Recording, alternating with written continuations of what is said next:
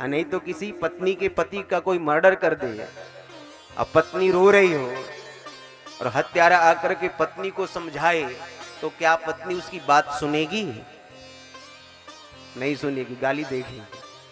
परंतु ये भगवान है, भगवान समझाना चाहते हैं तो तारा को ये कहीं चौपाई में समझा दी।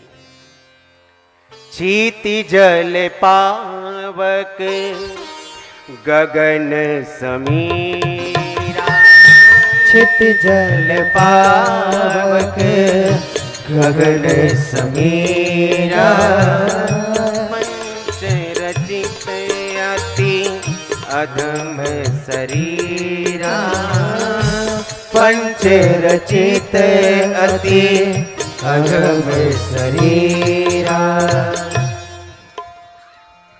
आज वही परमात्मा कृष्ण अवतार में दुर्योधन को समझाने के लिए पधारे, पर दुर्योधन को समझ में कुछ नहीं आया, क्योंकि भगवान समझाना नहीं चाहते हैं। अरे द्वारिकाधीश प्रभु, आपको क्या लेना राज्य से? चलो चल करके भोजन करो, प्रसाद पाओ। आपको पता है मेरी माता गांधारी कितनी पतिव्रता हैं? उनको मालूम चला ना कि मेरे पति देव अंधे हैं, तो उन्होंने भी आंख से काली पट्टी बांध ली।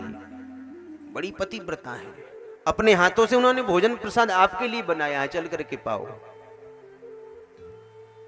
जरा आप लोग विचार करिए, किसी पत्नी का पति अंधा हो, पति यदि अंधा हो और पत्नी आंख वाली हो, पत्नी देख सकती है, तो आंख वाली पत्नी का क्या धर्म है? स्वयं अंधी बन के बैठ जाए। पहले घर में एक अंधा, अब दो अंधा अंधी, दोनों की सेवा करो। धर्म ये नहीं कहता है, धर्म ये कहता है पति यदि अंधा है, पत्नी आंख वाली है, तो पत्नी को अपने आंख का उपयोग करके अपने अंधे पति की सेवा करनी चाहिए, पति की देखभाल करनी चाहिए। पति अंधा हो और मां ने भी, महाराज पत्नी ने भी आंख से काली पट्टी यदि बांध ले, तो उसका बच्चा तो दुर्योधन ही जन्म लेगा। बोलिए राधे राधे। दुर्योधन कहता है मां पतिव्रता है, चलो भोजन करो। भगवान ने कहा कि अरे दुर्योधन, भोजन तो दो ही स्थिति में होती है, या तो करने वाले के भीतर भूख हो या कराने वाले के भीतर श्रद्धा हो। दो ही स्थिति में होती है। भूख लगी है, सामने वाले ने वैसे ही पूछ दिया भोजन कर लो, तो लोग तैयार हो जाते हैं। हाँ, यदि भूख नहीं है और जो भोजन कराने वाले हैं उनके भीतर अतिशय श्रद्धा है, तो उनकी श्रद्धा का सम्मान करते हुए दो रोटी खा ली जाती है। तो मेरे भीतर भूख नहीं है और तुम्हारे भीतर श्रद्धा भी नहीं है। अरे कोई भोजन करता है प्रभाव से, कोई भोजन करता है अभाव से, कोई भोजन करता है अभाव से, कोई भोजन करता है प्रभाव से, परंतु मैं भोजन करता हूं अपने भक्त के भाव से, और वो भाव तुम्हारे भीतर नहीं है। और वैसे भी आज का निमंत्रण तो विदुर काका के घर है, और भगवान 56 व्यंजनों का त्याग करते हुए सीधे पहुंचे कदली वन में, जहां पर विदुर अपनी पत्नी सुलभा के साथ में निवास करते हैं। विदुर जी महाराज तो नहीं थे, परंतु सुलभा ने जब प्रभु का दर्शन किया तो कृष्ण दर्शन में उन्मत्त सुलभा गोविंद से कहने लगी, प्रभु आओ आओ पधारो, आप यहां विराजो। और इस प्रकार से पूरे आंगन में चक्कर कटाया और एक कोने में ले जाकर के पीढ़ा को उल्टा बिछा दिया। अब बैठो प्रभु। भगवान बैठ गए और कहने लगे, काकी जी बड़ी भूख लगी है, जल्दी कुछ खिलाओ। श्याम सुंदर, आपके काका जी बाजार गए हैं, कुछ लेके आ ही रहे होंगे, थोड़ी बस प्रतीक्षा कर लो। नहीं नहीं काकी, मुझे तो जल्दी कुछ खिलाओ। पके हुए केले का फल लेकर के आई और कृष्ण दर्शन में बाबरी सुलभा प्रेम में महाराज छिल करके छिलका गोविंद को दे रही हैं और फल को तो बाहर फेंक रही हैं, और कन्हैया बड़े प्रेम से केले के छिलके खा रहे हैं। विदुर जी आए बाजार से, दृश्य को देखा, अरे देवी तुम क्या कर रही हो, अपराध कर रही हो, गोविंद को छिलका खिला रही हो। अरे प्रभु क्षमा करना, मुझे नहीं मालूम।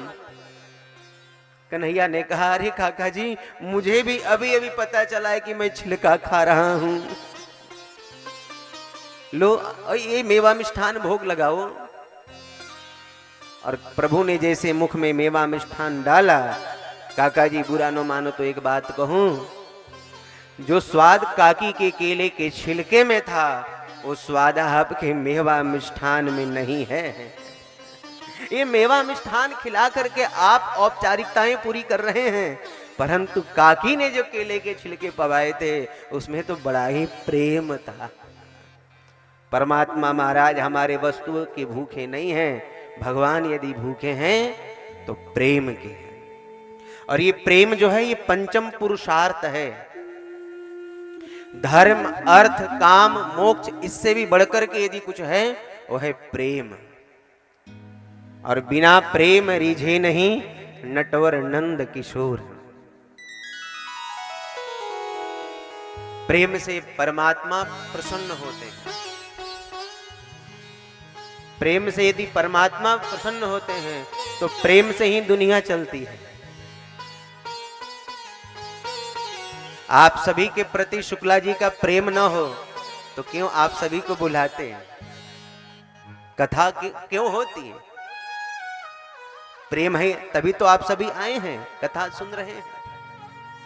मां के भीतर बच्चे के प्रति प्रेम नहीं होता, क्यों लालन पालन करती? जरूरी नहीं आगे चल करके बच्चा भी आपकी देखभाल करे, परंतु हाँ प्रेम है मां के अंदर, अपने पुत्र के प्रति पालन करती हैं। पत्नी के भीतर प्रेम है, पति के प्रति देखभाल करती है। प्रेम से महाराज ये सारा संसार चलता है। जो प्रेम की गली में आया नहीं, वो प्रियतम का, जो आत्मा के पति प्रियतम परमात्मा है, उसका ठिकाना कोई क्या जान सकेगा।